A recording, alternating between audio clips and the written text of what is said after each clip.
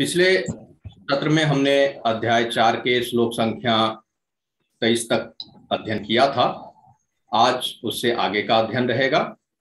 तो मैं आचार्य रवीना जी से निवेदन करता हूं कि आगे का मन संचालन उनकी तरफ है। हरिओम। हरिओम। मेरी आवाज आ रही है भैया? जी, स्पष्ट है जी। तो प्रार्थना के साथ आज के भगवद गीता का सत्र हम प्रारंभ करते हैं। ओम अज्ञानतिमिरान्धस्य ज्ञानाञ्जनशलाकया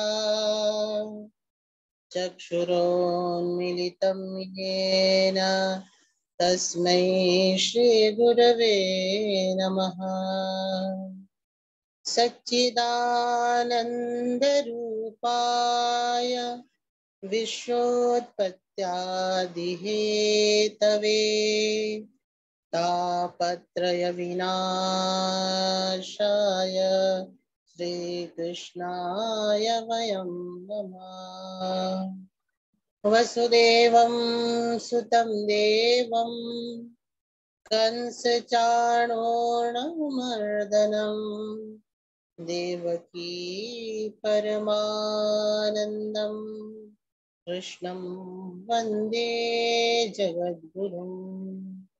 हे कृष्ण करुणा सिंधु दीनबंधु जगत्पते गोपेश गोपिका कांत राधा कांत नमोस्तुते।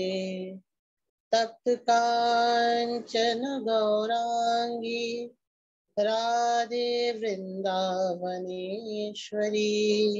वृषभानुसुते देवी प्रणमामि हरिप्रिये। जय श्री कृष्ण चैतन्य प्रभु नित्यानंद श्री अद्वैत गदाधर श्रीवासादि गौर भक्त वृंद। हरे कृष्णा कृष्ण कृष्णा हरे हरे, हरे राम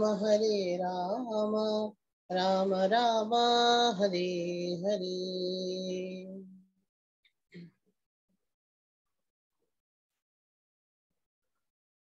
आज हम सब भगवत गीता के पिछले बार हम लोगों ने 23वां श्लोक तक हम सब ने बात किया था, चर्चा की थी, मंथन की थी, चिंतन किया था। हमने देखा था कि यदि कोई व्यक्ति अकर्म की स्थिति में पहुंचता है, अकर्म की स्थिति तक जाता है, तो उस व्यक्ति के क्या लक्षण हैं, क्या विशेषताएं हैं, ऐसे कौन से इंडिकेटर्स हैं, ऐसे कौन से पैमाने हैं, मापदंड हैं जिनसे हम उनको जान सकते हैं। ये 23 श्लोक नंबर 23 तक हम लोगों ने देखा और इसमें हम लोगों ने बहुत चिंतन किया, बहुत मंथन किया। न केवल पहले सत्र में बल्कि दूसरे सत्र में भी हम इस पे दूसरा जब हमारा डिस्कशन का सत्र था उसमें भी हम लोगों ने बात किया। अब आज हम 24वां श्लोक पे बात करेंगे। ये जो 24वां श्लोक है, मैं मानती हूं कि पूरे भगवत गीता के अध्याय 14 का ये प्राण केंद्र है, ये इसका हार्ट है, ये इसका दिल है और इसका बीज है। इसी बीज को विस्तार से अध्याय 4 में अलग अलग तरीके से बताया गया है। तो ये बीज क्या है, इस विषय पे आज हम चर्चा करेंगे। ये 24वां जो श्लोक है वो हमारे परम लक्ष्य के बारे में हमको बताता है कि अल्टीमेटली अकर्म की स्थिति में जाने के बाद हम कहाँ जाएंगे, स्थित प्रज्ञ बनने के बाद हमको कहाँ जाना है, भक्ति के आत्म स्वरूप का चिंतन करने के बाद हमें कहाँ तक पहुंचना है। ये जो सारा चीज है जो अल्टीमेटली मतलब आखिरी जो लक्ष्य, आखिरी जो सीढ़ी है वह है भगवत गीता के अध्याय 4 का ये 24वां नंबर का श्लोक। यदि कोई मुझसे पूछे कि पूरे भगवत गीता को आपको एक श्लोक में बताना है और वो श्लोक क्या होगा, तो मैं आंख मूंद करके कह सकती हूँ कि यदि हम भगवत गीता के अध्याय 4 का 24वां नंबर श्लोक के भाव को समझ जाते हैं तो हम पूरे भगवत गीता के भाव को समझ जाएंगे। न केवल भगवत गीता के भाव को बल्कि संपूर्ण वेदों के भाव को समझ पाएंगे, हम उपनिषदों के भाव को समझ पाएंगे, हम पुराणों के भाव को समझ पाएंगे, हम पूरे वैदिक साहित्य के भाव को समझ पाएंगे। ये भगवत गीता का ये 24वां नंबर का श्लोक। और कभी आपको समय न मिले भगवत गीता अध्ययन करने का, आप इतने व्यस्त हो, तो केवल 24वां श्लोक, अध्याय 4 का 24वां श्लोक को ही आप चिंतन मनन करेंगे तो आपको निधि ध्यासन का फल मिल जाएगा। अगर 24वां श्लोक का आप चिंतन करेंगे तो पूरे तत्व चिंतन जो उपनिषदों का है, वो वेदांतों का है, जो वेदों का है, उसका पूरा तत्व चिंतन उसमें समाया हुआ है। तो आज हम इसी 24वां नंबर श्लोक पे और उसके आगे के श्लोकों पे हम बात करेंगे। 24वां नंबर श्लोक कहता है, ओम ब्रह्मार्पणम ब्रह्म हविः ब्रह्माग्नौ ब्रह्मणाहुतम् ब्रह्मेव तेन गंतव्यम ब्रह्म कर्म समाधिना। बड़ा अद्भुत इसका भाव है। इसका भाव यह है, ओम ब्रह्मार्पणम, जो यज्ञ में जिसको अर्पण किया जा रहा है वह भी ब्रह्म है। ओम ब्रह्मार्पणम ब्रह्म हविः, जो उसमें सामान यूज कर रहे हैं यज्ञ को करने के लिए, जो हविष्य हम यूज कर रहे हैं, उपयोग कर रहे हैं, वह भी ब्रह्म है। ब्रह्मार्पणम, अर्पण भी ब्रह्म है। ब्रह्म हविः ब्रह्माग्नौ, जो जिस अग्नि में हम हवि को अर्पण कर रहे हैं वो अग्नि भी ब्रह्म है। तो ब्रह्मार्पणम ब्रह्म हवि ब्रह्माग्नौ ब्रह्मणाहुतम, जो आहुति हम दे रहे हैं वह भी ब्रह्म है। ब्रह्मणाहुतम ब्रह्मेव तेन गंतव्यम ब्रह्म कर्म समाधिनः। और ये जो सारी प्रक्रियाएं हैं, ये जो सारी प्रक्रियाएं हैं, यह भी हमको ब्रह्म की ओर ले जा रहा है। ये पूरी प्रक्रियाएं ही ब्रह्म की ओर जा रहा है। तो इसका भाव क्या है? और इसका भाव बड़ा सूक्ष्म है। और इस भाव को समझने के लिए हमको अपने इतिहास के पन्नों को पलटना होगा। जो भगवान ने कहा कि यज्ञ में जो आहुति दे रहा है वो आहुति देने वाला भी ब्रह्म है, जो आहुति दिया जा रहा है वह भी ब्रह्म है, जिस अग्नि में आहुति दी जा रही है वह भी ब्रह्म है, और उस आहुति के लिए जो हविष्य का इस्तेमाल किया जा रहा है वह भी ब्रह्म है, और तो और ये पूरी प्रक्रिया भी ब्रह्म है। ब्रह्म के अतिरिक्त कुछ नहीं है। ये अध्याय 24वां अध्याय 4 का ये 24वां श्लोक है, जो पूरे वैदिक वांग्मय का सार। तो जैसे मैंने कहा कि इसको हमको और थोड़ा डिटेल समझने के लिए इतिहास के पन्नों को पलटना होगा।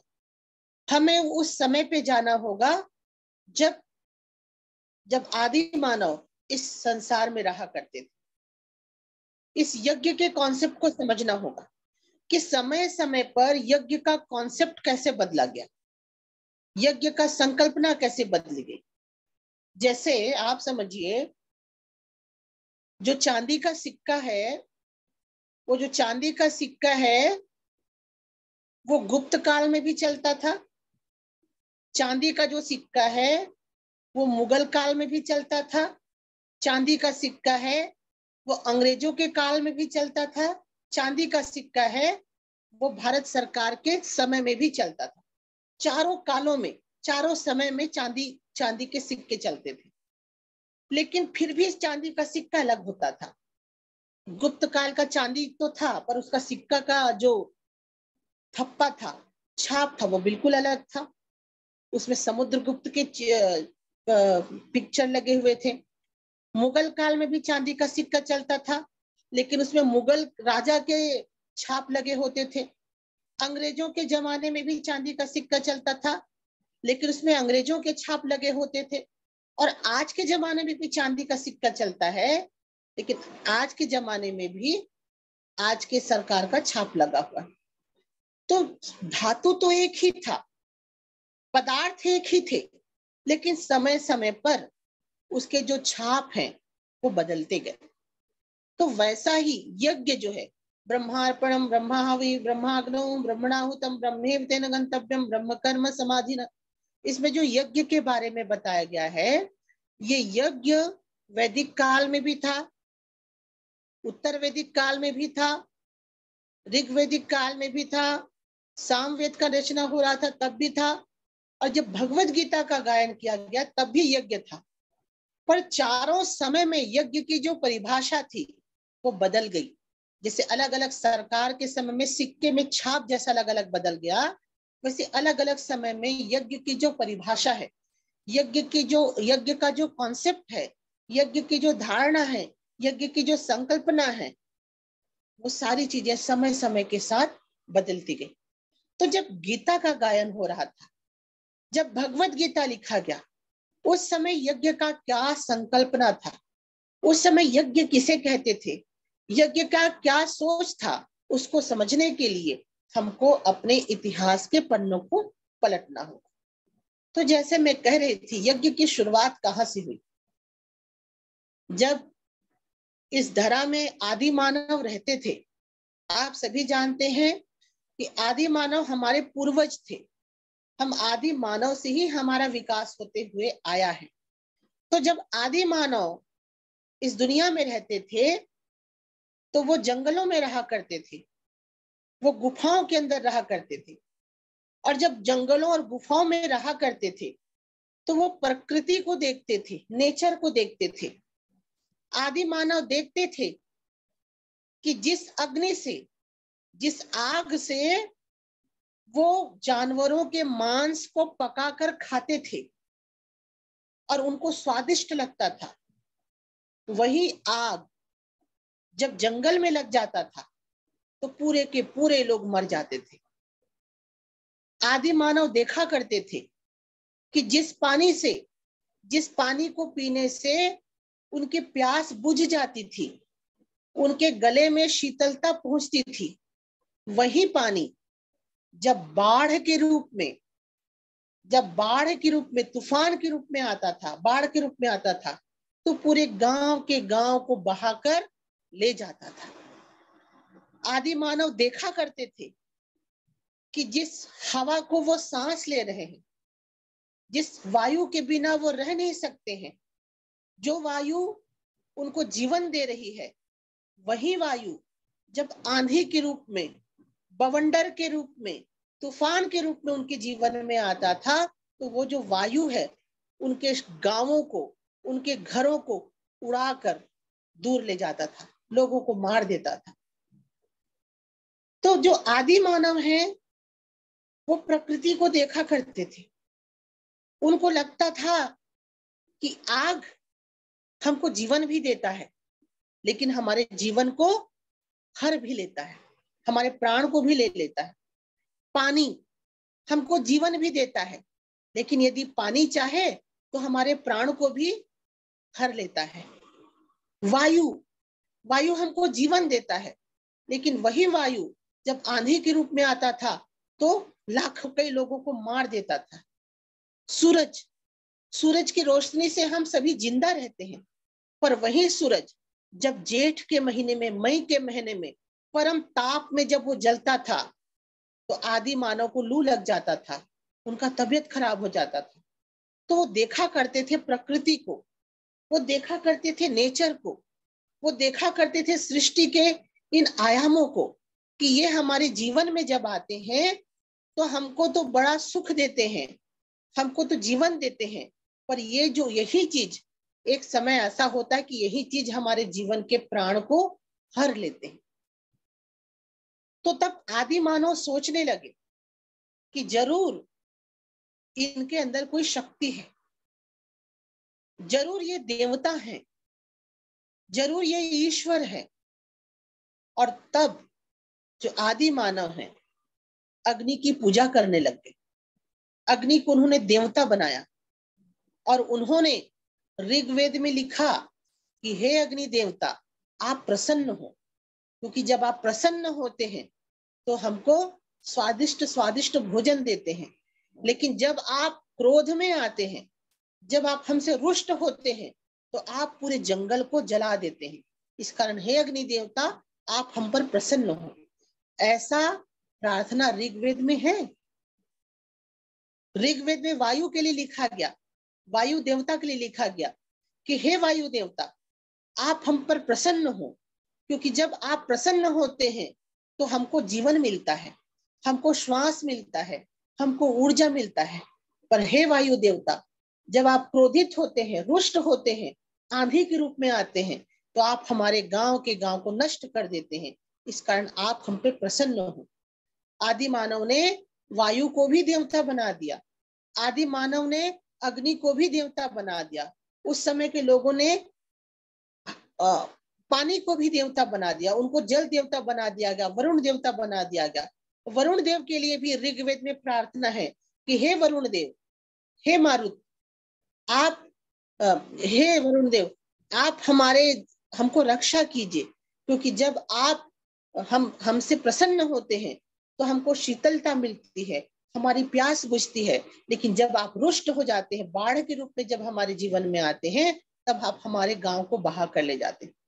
तो हम देखते हैं कि जो पुराने समय के मनुष्य थे, आदि मानव के बाद जो मनुष्य आया था, वो समझने लगे थे कि जो आग है, पानी है, वायु है, ये जो हवा है, ये जो सूर्य है, ये जरूर देवता है और इनको प्रसन्न रखने का जरूरत है।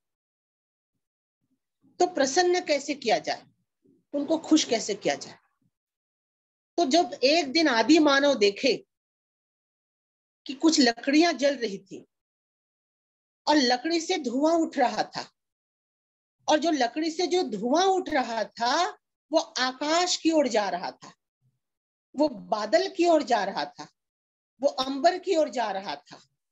तो आदि मानव सोचने लगे, अरे ये तो धुआं जो है आकाश की ओर जा रहा है, हमारे देवता भी तो आकाश में रहते हैं, हमारे वायु देवता भी तो आकाश में रहते हैं, हमारे सूर्य देवता भी आकाश में रहते हैं, हमारे अग्नि देवता भी तो आकाश में रहते हैं, हमारे जल देवता भी तो आकाश में रहते हैं, और ये जो धुआं है वो आकाश की ओर जा रहा है।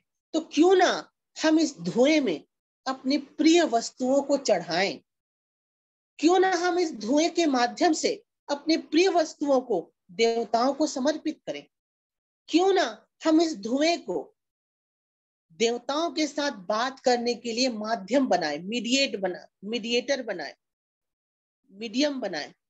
क्यों ना हम इस धुएं के माध्यम से उन देवताओं से संपर्क करें। और उसके बाद हम पाते हैं कि जो अग्नि है, जो आग जलाकर आदि मानव ने अपने प्रिय प्रिय वस्तुओं को अग्नि में चढ़ाना शुरू किया। आदि मानव ने फल को चढ़ाया और फल को वहां पे अग्नि में चढ़ाया और कहा कि हे धूम्र देवता, आप इस फल को हमारे सूर्य देवता तक ले जाओ, वायु देवता तक ले जाओ और उनको प्रसन्न करो।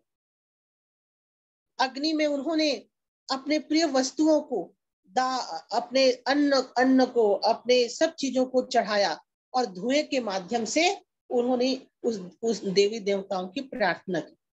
और यहीं से यज्ञ का प्रारंभ होता है, यहीं से यज्ञ की शुरुआत होती है। और धीरे धीरे ये जो यज्ञ है वो पूरे भारत में एक परंपरा के रूप में, एक मान्यता के रूप में, ईश्वर के साथ बात करने के तरीके के रूप में ये हमारे सामने आता है। और हम देखते हैं, यदि आप ऋग्वेद का अध्ययन करें, खासकर कर्मकांड के संहिताओं को, तो आप देखेंगे कि बहुत तरीके के यज्ञ के बारे में बताया गया है। आपको 100 पुत्र चाहिए तो कौन सा यज्ञ करना है, आपके दुश्मन को पराजित करना है तो कौन सा यज्ञ करना है, आपको शादी करना है, विवाह करना है तो कौन सा यज्ञ करना है, आपको पूरे देश को विजय करना है तो कौन सा यज्ञ करना है। बहुत सारे यज्ञों के प्रकार को ऋग्वेद में बताया गया है।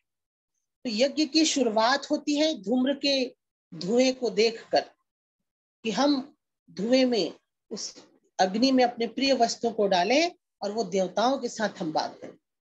लेकिन ये जब यज्ञ चल रहा था खासकर ऋग्वेद काल में, लेकिन हम पाते हैं कि उत्तर ऋग्वेद काल में इस यज्ञ का जो स्वरूप है वो बिगड़ता चला गया।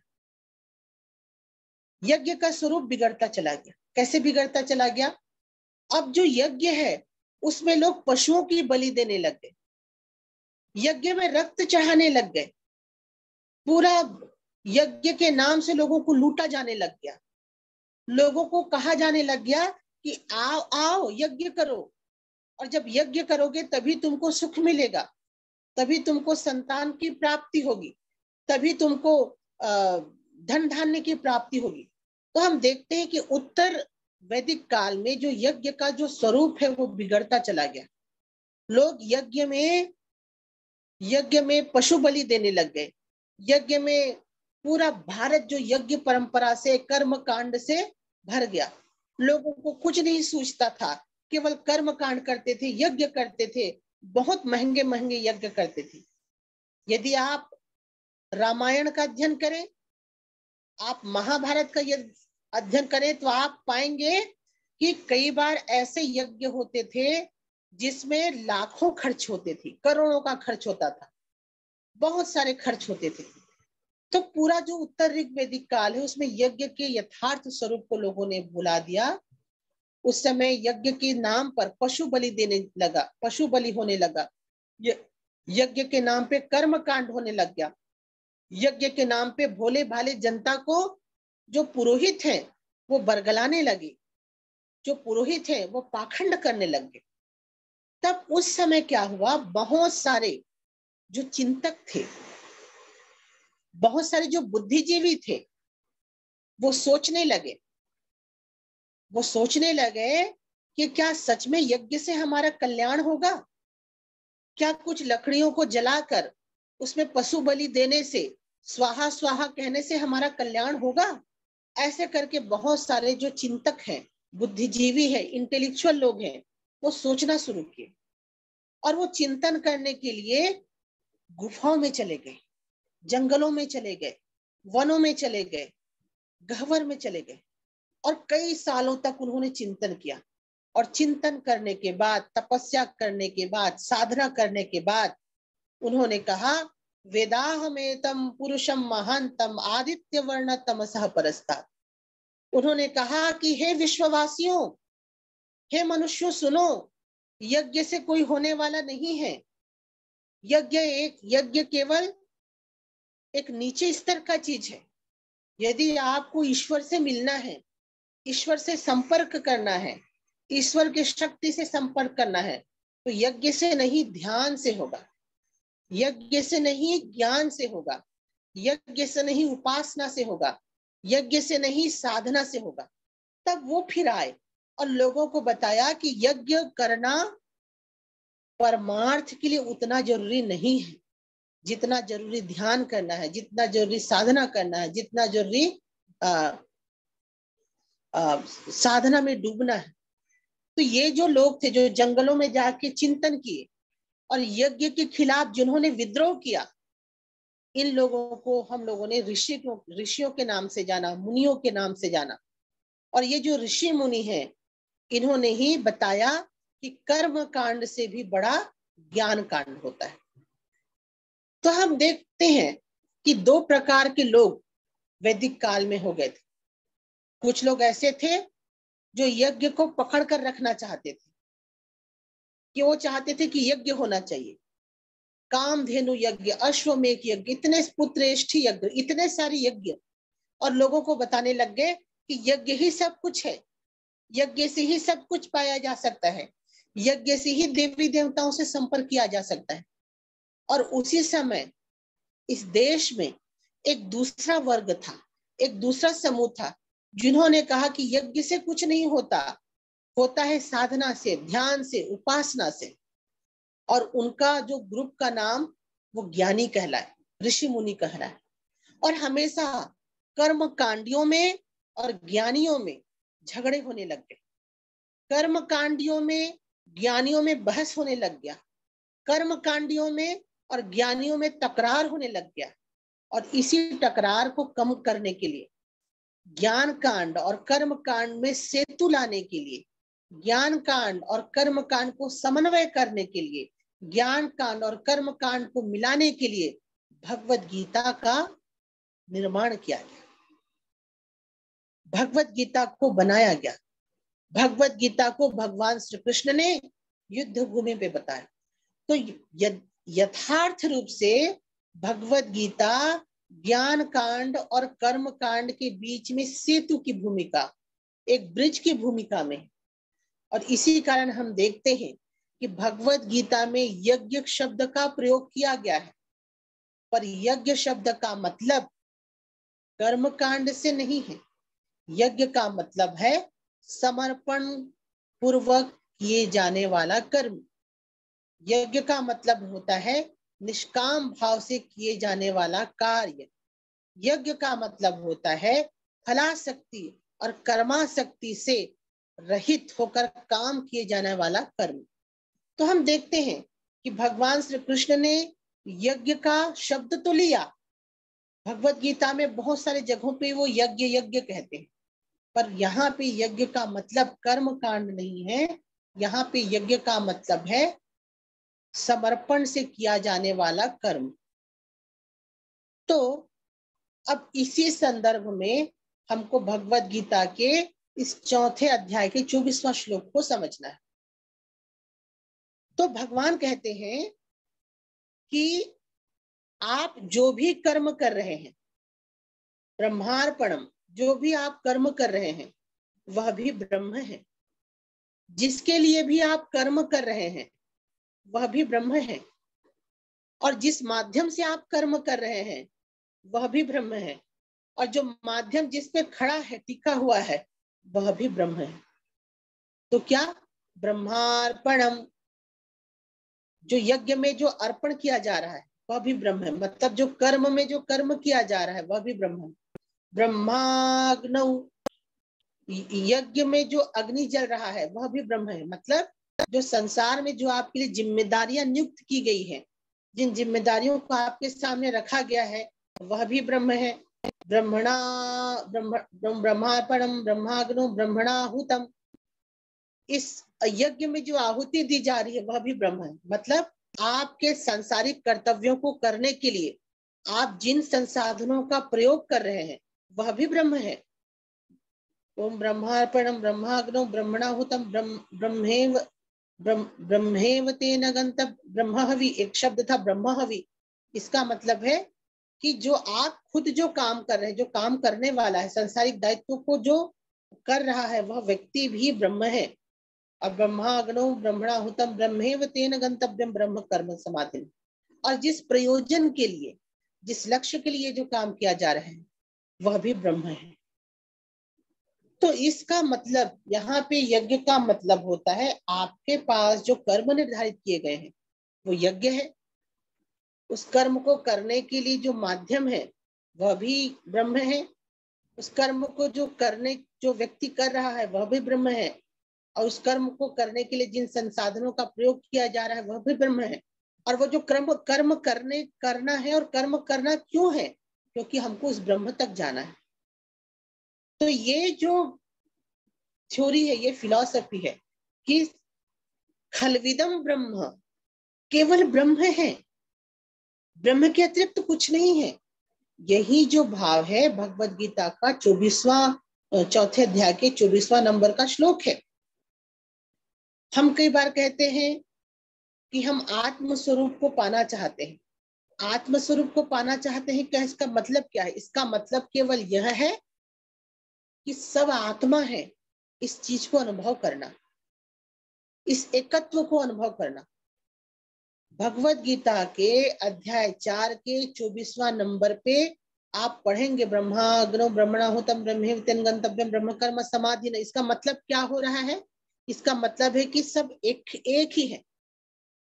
देयर इज वननेस, वननेस, एकता, एकत्व, इसी की ही तो बात की जा रही है ना यहाँ पे, कि यज्ञ भी ब्रह्म है, आहुति भी ब्रह्म है, हवि भी ब्रह्म है, यज्ञ करने वाला भी ब्रह्म है, जिसके लिए यज्ञ किया जा रहा है, जहाँ पे जिस प्रयोजन के लिए यज्ञ किया जा रहा है वह भी ब्रह्म है। इसका मतलब क्या है कि यहाँ पे वननेस के बारे में बात किया जा रहा है, ये यहाँ पे एकत्व के बारे में बात किया जा रहा है कि दुनिया में जो भी चीज है वो एक है, वननेस है, केवल वन है, केवल एक, दो बिल्कुल नहीं है। ईशावास्यमिदं सर्वम यद किंचित जगत्याम जगत, दुनिया में केवल ईश्वर है, एक ही सत्ता है, एक ही तत्व है, और ये जो एक तत्व है अलग अलग रूपों में हमारे सामने आ रहा है। तो ये इसका भाव है। तो इसका भाव यह है कि हम एकत्व, जो एकत्व है वही सारे संसार के आध्यात्म का परम लक्ष्य है।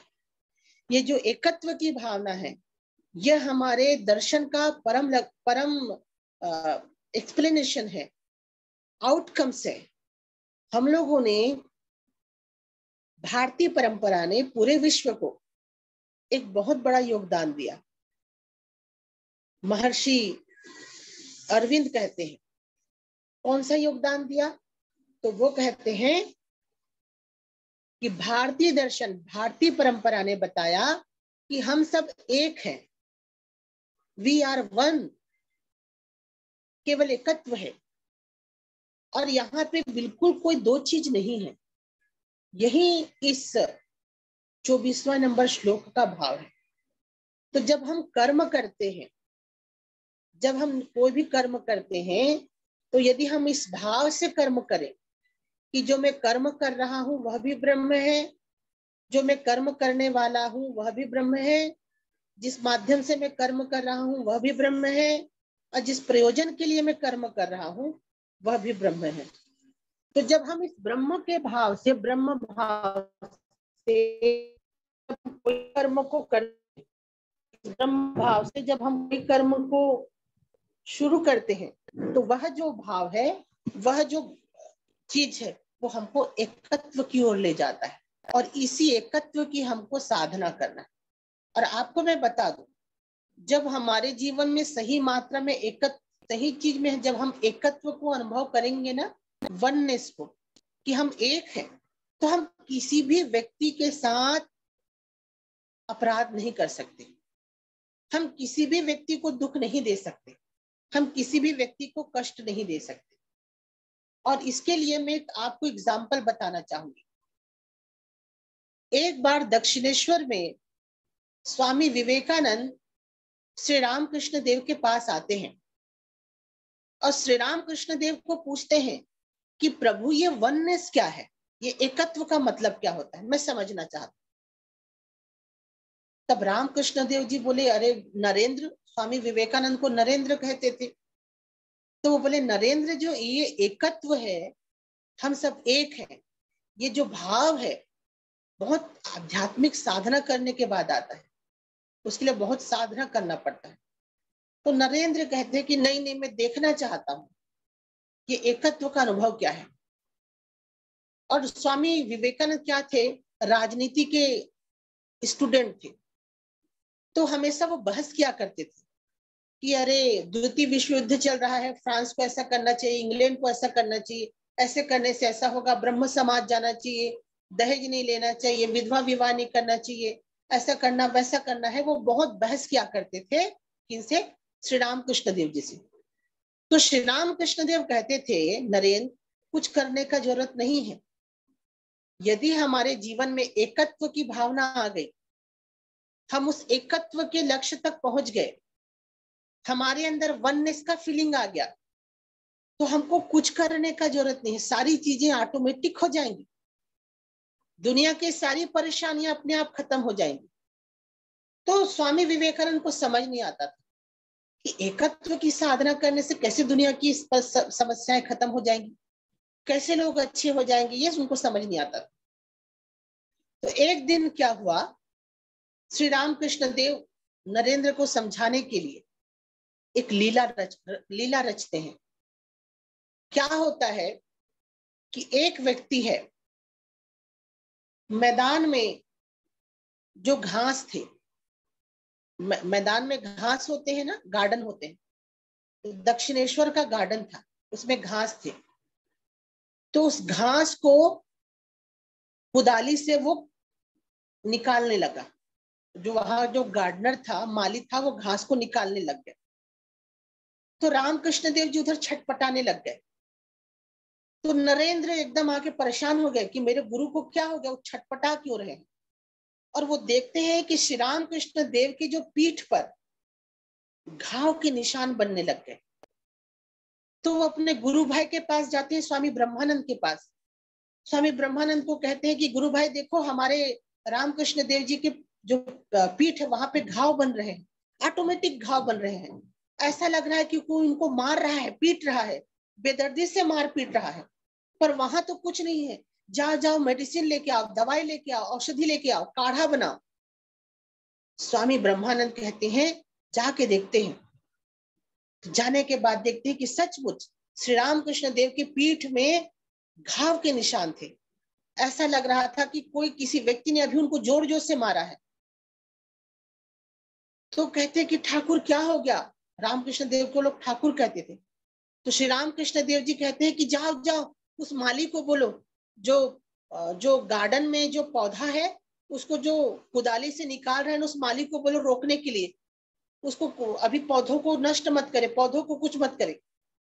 और स्वामी ब्रह्मानंद और विवेकानंद दौड़ते दौड़ते उस माली के पास जाते हैं और कहते हैं कि भैया अभी रुक जाओ, घास को मत निकालो, घास को मत कुदाली से खोदो, अभी थोड़ा रुक जाओ। और देखते हैं कि जैसे ही जो माली है घास की खुदाई करना बंद करता है, श्री राम कृष्ण देव का जो पीठ में जो घाव बन गए थे, वो घाव धीरे धीरे क्योर होना शुरू हो जाता है, धीरे धीरे वो ठीक होना शुरू होता है।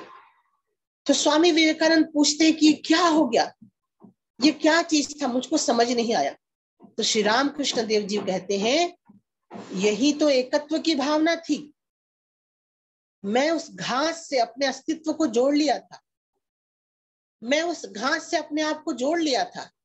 और जब मैं घास से अपने आप को जोड़ लिया था तो उस घास को कोई भी दुख और कष्ट हो रहा था वो मुझे भी हो रहा था।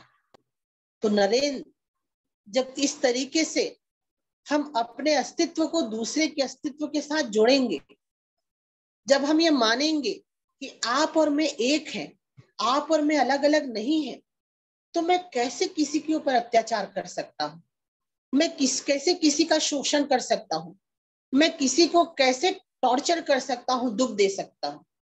तो इसी कारण श्री राम कृष्ण देव जी कहते हैं कि संसार के समस्त दुखों का, समस्त संकटों का यदि समाधान करना है तो हर मनुष्य को एकत्व की स्थिति तक ले जाना है।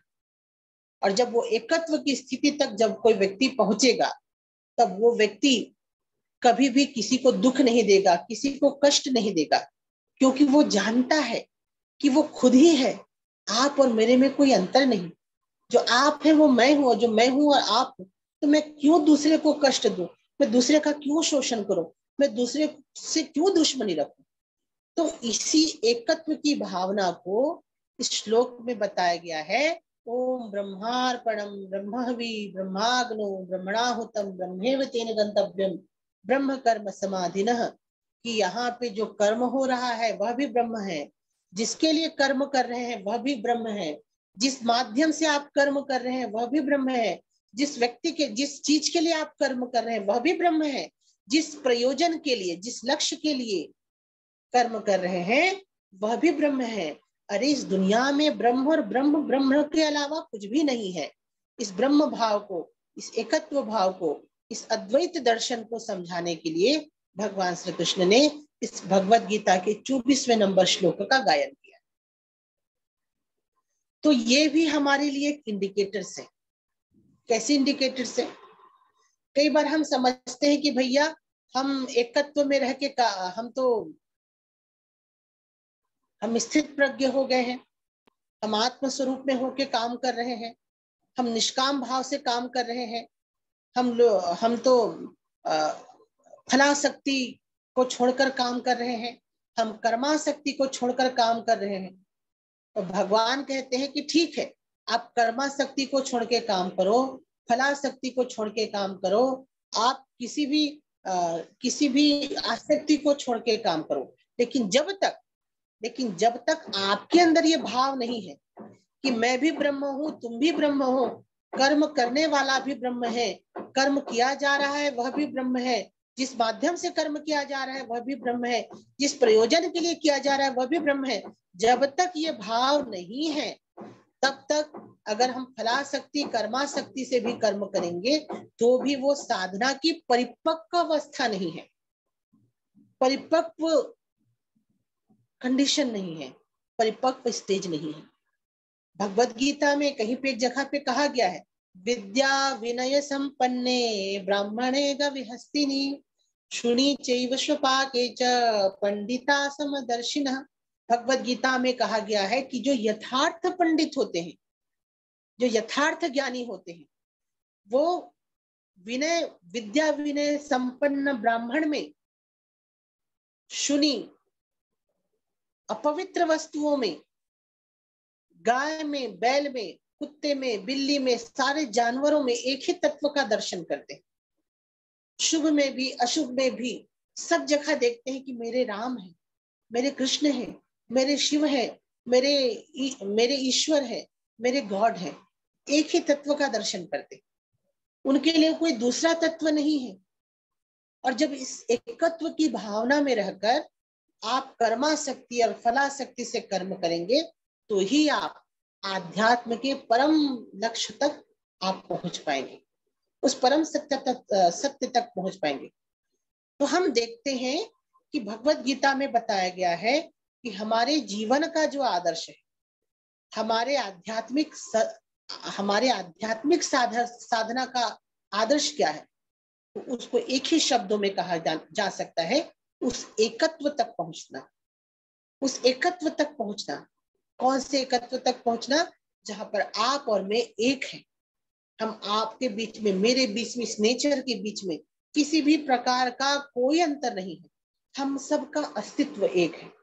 तो ये जो वननेस की फीलिंग है, जो वननेस की भावना है, ये जो अद्वैतता की भावना है, ये जो एकत्व की भावना है, यही हमारे जीवन का आदर्श होना चाहिए, ये हमारे शिक्षा का आदर्श होना चाहिए, यही हमारे राजनीतिक विश्वास का आदर्श होना चाहिए। और जब हम इस एकत्व की साधना, इस एकत्व की ओर पहुंचेंगे तो संसार के सारे दुख और कष्टों का नाश ऐसे ही हो जाएगा। अभी 6 महीना पहले जिनेवा में यूएन का बहुत बड़ा कॉन्फ्रेंस हुआ, यूनाइटेड नेशन का बहुत बड़ा सम्मेलन हुआ। सम्मेलन था पर्यावरण के ऊपर में। देश भर के पर्यावरण के विशेषज्ञ उस सम्मेलन में आए और सबने कहा, किसी ने कहा कि भैया जंगल को बचाना है, क्योंकि जंगल नहीं बचेगा तो हम भी नहीं बचेंगे, जंगलों को बचाने जाना चाहिए। कुछ विद्वानों ने कहा कि भैया हमको हवा को बचाना है, क्योंकि अगर हम वायु को नहीं बचाएंगे, वायु को शुद्ध नहीं रखेंगे तो यहाँ पे तो वायु यदि प्रदूषित होता है तो यहाँ पे हमारा जीवन खतरे में पड़ जाएगा। किसी ने कहा कि भैया जो मिट्टी में जो केचुए होते हैं ना, मिट्टी के केचुओं को बचाना पड़ेगा। क्यों? क्योंकि यदि केचुआ को नहीं बचाएंगे तो भी हमारा जीवन खतरा है। तो अभी आप जो जिनेवा में यूएन का जो पर्यावरण पे जो समिट हुआ था, उसके रिपोर्ट्स को आप पढ़ें तो इस रिपोर्ट में कहा गया है कि हमारा अस्तित्व आपके अस्तित्व से जुड़ा हुआ है, हम सब एक दूसरे से जुड़े हुए हैं। और यदि हम किसी दूसरे अस्तित्व को खत्म करते हैं तो हमारा अस्तित्व भी खत्म हो जाए। हम यदि किसी दूसरे के अस्तित्व को नष्ट करते हैं तो हमारा अस्तित्व भी खत्म हो जाएगा। तो जो को एग्जिस्टेंस की भावना है, को एग्जिस्टेंस मतलब सह अस्तित्व की भावना है कि आपका अस्तित्व रहेगा तो ही मेरा अस्तित्व रहेगा, वायु रहेगा तो ही हम रहेंगे, जंगल रहेंगे तो भी हम रहेंगे, जमीन रहेगा तो भी हम रहेंगे, पानी रहेगा तो ही हम रहेंगे। तो इस सह अस्तित्व की भावना है, ये जो को एग्जिस्टेंस की भावना है, ये जिनेवा के पर्यावरण पे होने वाले समिट में मुखर होके बात किया गया कि हमको को एग्जिस्टेंस की भावना को समझना होगा, सह अस्तित्व की भावना को समझना होगा। लेकिन मैं कहती हूँ ये जो सह अस्तित्व की भावना है वह भी बहुत छोटा है, उसकी भी फिलॉसफी छोटा है। हमारा दर्शन कहता है कि सह अस्तित्व है ही नहीं। हमारा दर्शन कहता है कि यहाँ तो एक ही अस्तित्व है, वो है मेरा। मैं ही हूं, मैं ही जल हूं, मैं ही अग्नि हूं, मैं ही पर्यावरण हूं, मैं ही मिट्टी हूं, मैं ही पानी हूं, मैं ही वायु। तो यदि हमको पर्यावरण को बचाना है, तो आज के इन्वायरमेंट समिट पे बात कहा गया कि सह अस्तित्व की भावना को बचाना है, को एग्जिस्टेंस की भावना को बचाना है।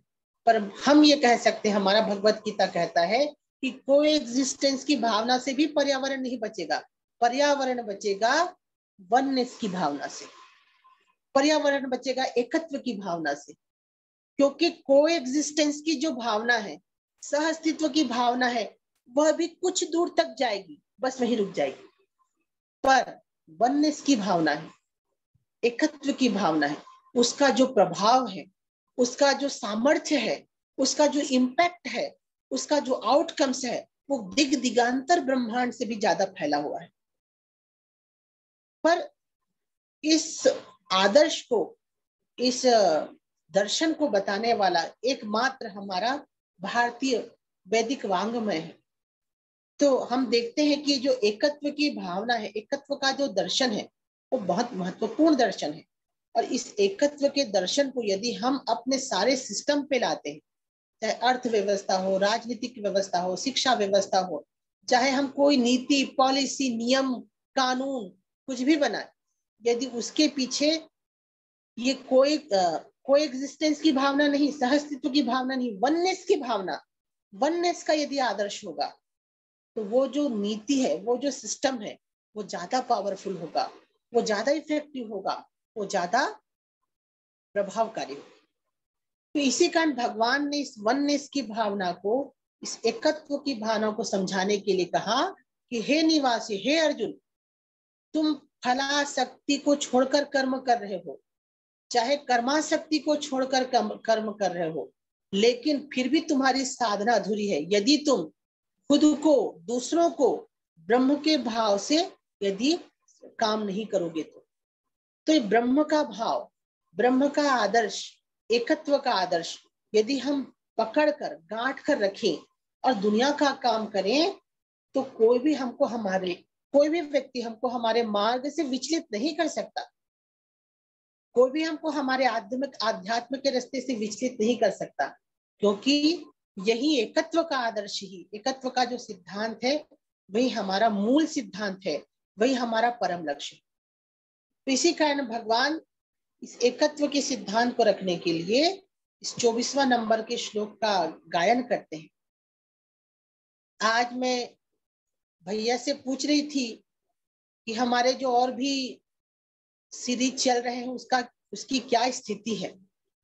तो उन्होंने कहा कि दीदी वो बहुत अच्छा चल रहा है, वेदहरी पाठ तो लगभग खत्म हो गया।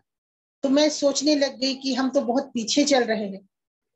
अब बहुत सारे कोर्स तो कंप्लीट हो गए, पर आज हम अध्याय 4 का केवल 24वां श्लोक, आज तो और बड़ा हद हो गया।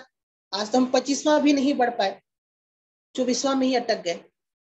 तो फिर मैं सोचने लग गई, लेकिन फिर भी सोची कि ये श्लोक का भाव ही ऐसा है, इस श्लोक का दर्शन ही ऐसा है कि इस पे आप घंटों चिंतन करें, आप इस पे घंटों मंथन करें, तो भी ये खत्म नहीं होगा। जो कहते हैं ना कि इसका स्वाद ऐसा है कि जितना आप इसका स्वाद ले उतना ही ये गहन होता जाता है। और अभी गुरुजी के पास, अभी जब भी हमारा सानिध्य मिलता है, तो अभी एक नई चीज हम सुनते हैं गुरुजी से। पहले गुरुजी, मैं अपना व्यक्तिगत में बात बताना चाहती हूँ। पहले जब गुरुजी के पास मैं जाती थी तो मेरे को कुछ साधना बता देते थे कि थोड़ा सा तुम ऐसा करो, ललिता पाठ कर लो। तो गुरुजी और क्या करूं?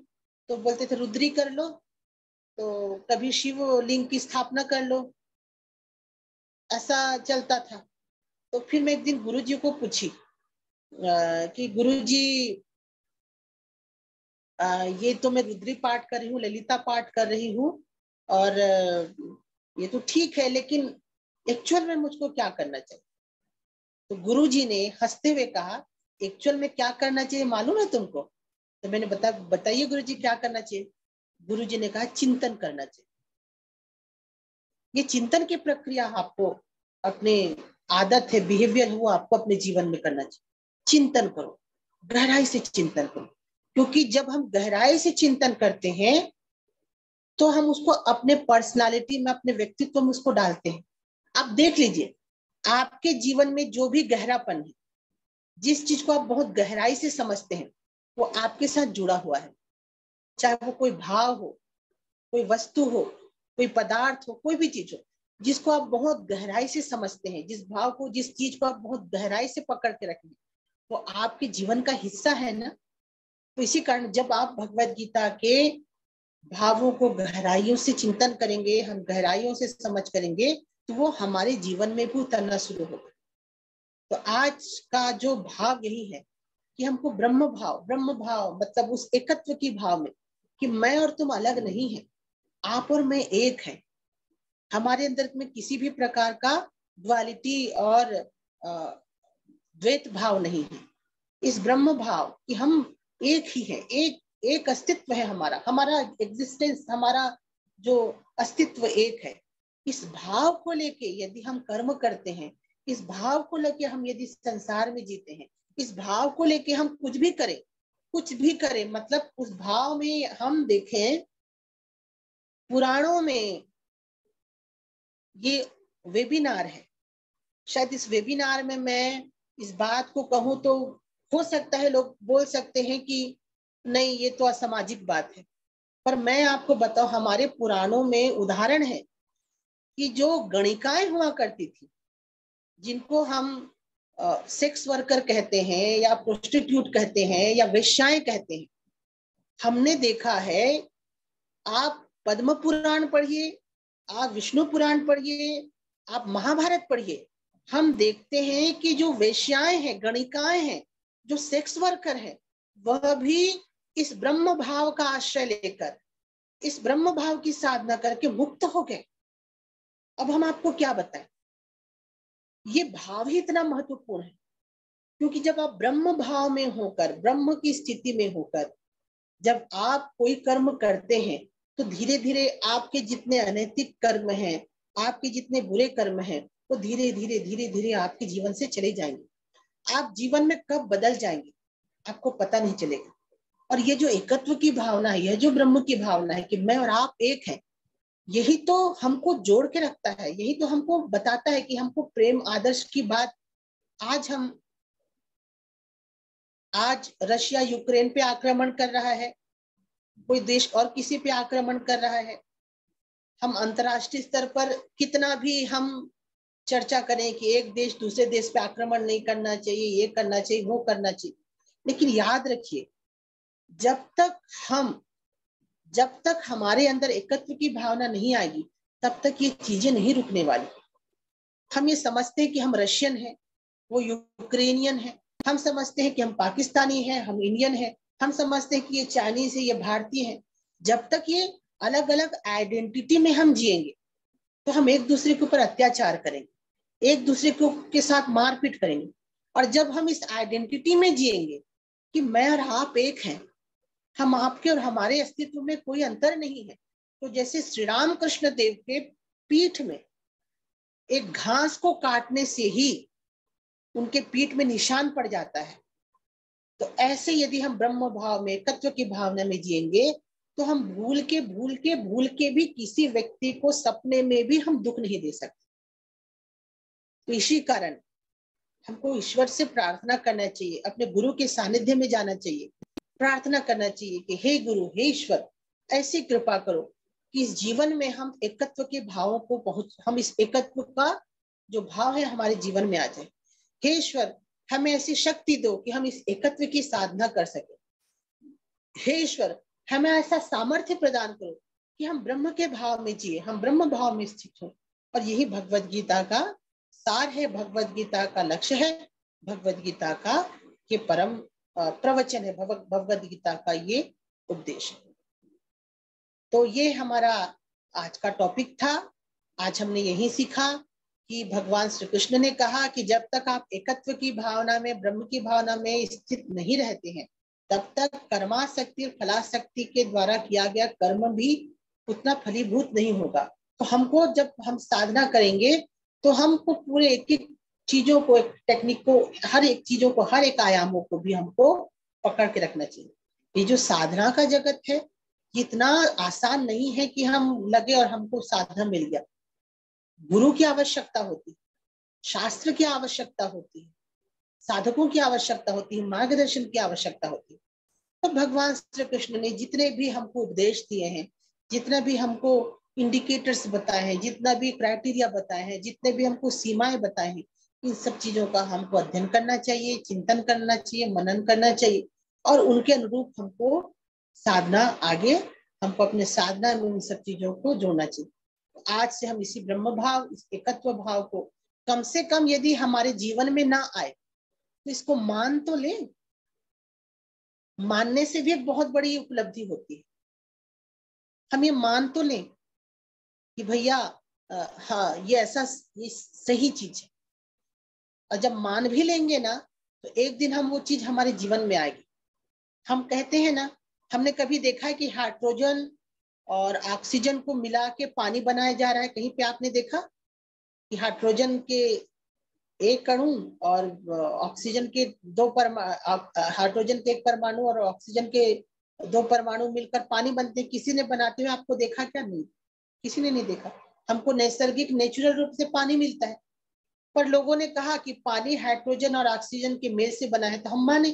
और जब हम मानते हैं तो हम देखते हैं, हम उस चीज को भले ही न कर पाए, पर हमारे अंदर एक वैज्ञानिक दृष्टिकोण विकसित होता है, हमारे अंदर एक वैज्ञानिक सोच पैदा होता है, हमारे अंदर एक लॉजिकल सोच पैदा होता है।